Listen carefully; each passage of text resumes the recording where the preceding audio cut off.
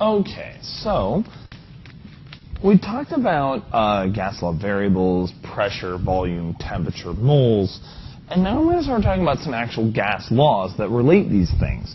Now there's two of them that are named after a couple of scientists, so I'm going to start with those two. Now I'm going to say this right away, I don't have any expectation that you remember the name associated with the law. You just really need to remember the law. You don't need to remember that it's called Boyle's law. Boyle's law is named after Robert Boyle, and he studied behavior of gases. And this was kind of early chemistry, was studying gases. In fact, that's how Avogadro's number was discovered and lots of other kind of cool things. So imagine you've got a sample of gas in a container with a movable piston. So we're going to have to, I'm also going to make you guys imagine, the kinetic molecular theory a little bit here. So I've got a gas, I've got this piston, right? Now, realize that there's a certain volume, there's a certain number of moles, there's a certain temperature, and there's a certain pressure. And the pressure comes from the particles bouncing off of the walls, right? They're colliding with the walls. So that's force over area. The force is coming from the collisions of the particles, and the area is the internal surface area of that container, inside surface area that they're reacting over, or that they're colliding with. All right. So if I push the piston down, right, decreasing the volume, right, I bring the volume down, and the piston, I push it down, squeezing the gas, and you probably have some experience with this. Now, what's important is that we're keeping moles and temperature constant, right? So I'm not heating up the gas, I'm not cooling the gas, and with moles, I'm not adding the gas or letting it go. So there's no leak in the container, no change in the amount of gas. So the only two things changing are volume and pressure. So what we're doing in this particular gas law is we're isolating how pressure and volume interact with relationship to each other. So holding moles, holding temperature constant, I get volume and pressure changes. So I'm changing the volume.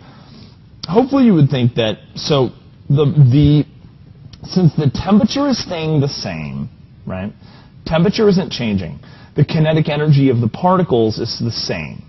The number of moles is the same, so the number of collisions is the same, and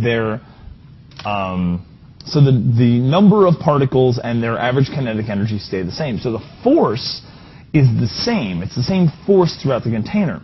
But by bringing the volume down, we're lowering the area over which the particles can collide with the container walls, and thereby increasing pressure. So pressure would increase. Boyle's law is simply that the volume of a fixed gas is inversely proportional to the pressure of a gas. So if I cut the volume cut the volume in half, then the pressure doubles. If I cut the volume down to a quarter, the pressure quadruples, right? There's an inverse relationship between pressure and volume. Now we're going to represent this mathematically, which actually can be kind of tricky. And I should say this is consistent with the kinetic molecular theory in that, just as I described it, you now have less area for the particles to collide with, and then if volume is increased, you get volume is increased, your pressure goes down because there's more area.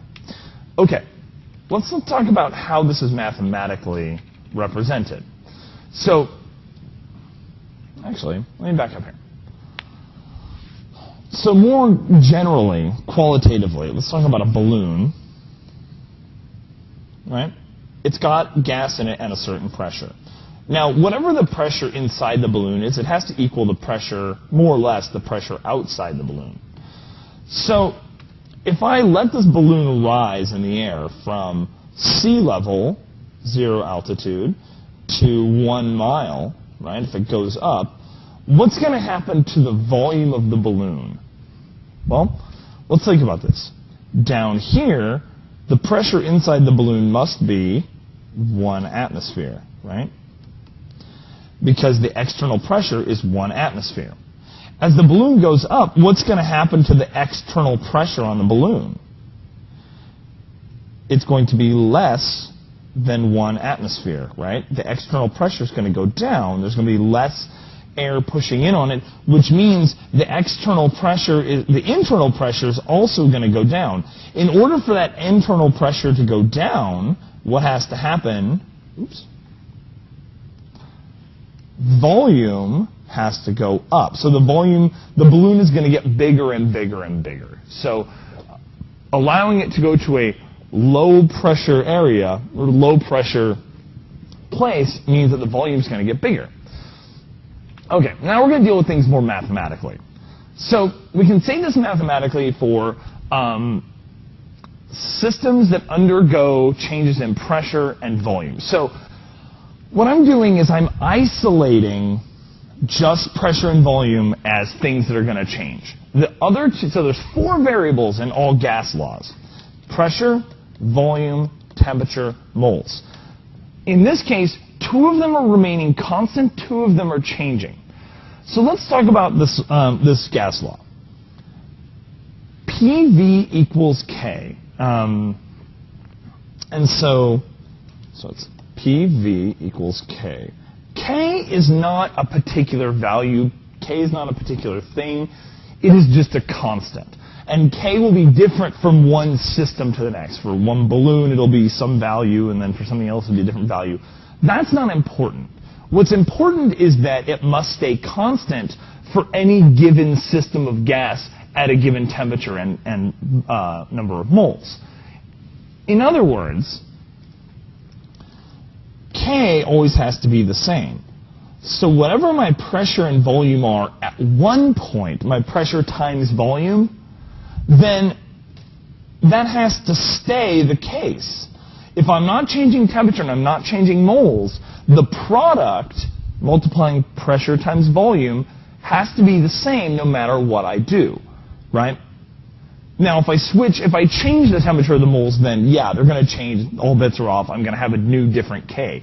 But assuming no change in temperature or moles, then P1V1 will equal P2V2, and here's how it's represented a little bit better.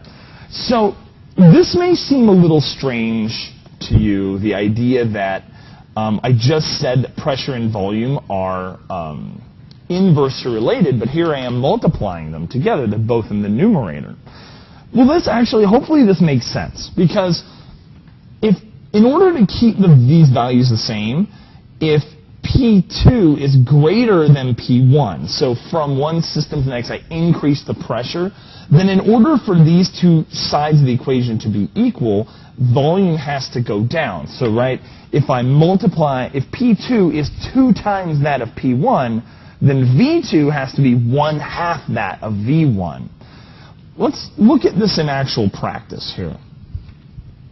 So P1 and V1 are the pressure and volume at an initial set of conditions. P2 and V2 are under a new set of conditions.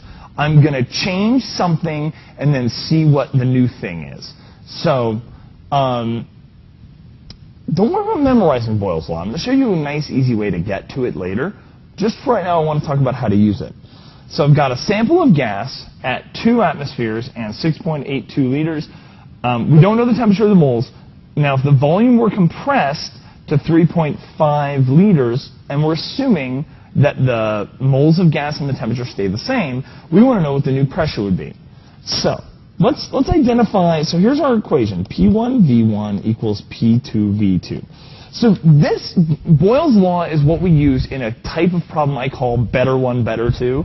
In other words, we have a sample of gas under one set of conditions, and then we change something and we look at how it is now under the new set of conditions. So we have an initial and a final set of conditions. So 1 and 2.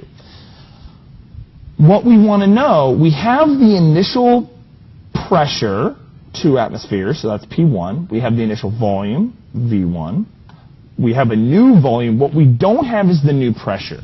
So I need to solve for P2, which is going to be equal to P1 V1 over V2. Now what's left for me is to plug everything in. 2 atmospheres is the original pressure. The original volume is 6.82 liters. And then 3.50 liters. Now, I want to talk about units real quick. So units pressure and volume can be kind of any units you want to use. However, notice that when you're doing this, we always want to write our units down because we want to make sure that they cancel. So in this case, the only real qualifier is that the two volumes, whatever units they are, be the same units, right? So now I'm going to calculate by taking 6.82 times 2 divided by 3.5. And my answer is 3.90 if I'm going to three significant figures. What units should I have? Should be atmospheres. Very good. Excellent. All right. So that's Boyle's law. So I'm going to leave off there. I'm going to do Charles' law next, and I'm going to do a few more gas laws. But if you get your head around this one, the next one is going to be really, really similar.